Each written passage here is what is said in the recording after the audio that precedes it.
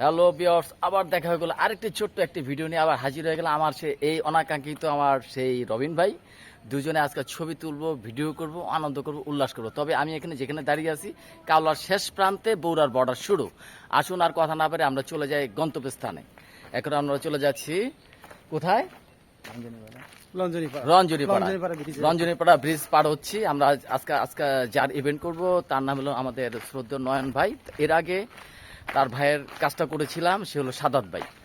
আর সাদাত ভাইয়ের মাধ্যমে আজকে আবার নয়ন ভাইয়ের কাছে আসা।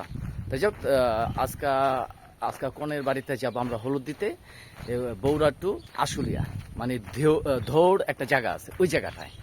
তা আমাদের পাশে দেখছেন খুব সুন্দর গ্রাম্য পরিবেশ, অসাধারণ পরিবেশ। ঢাকার পাশে যে এরকম একটা সুন্দর একটা গ্রাম আছে আসলে বোঝা যায় না।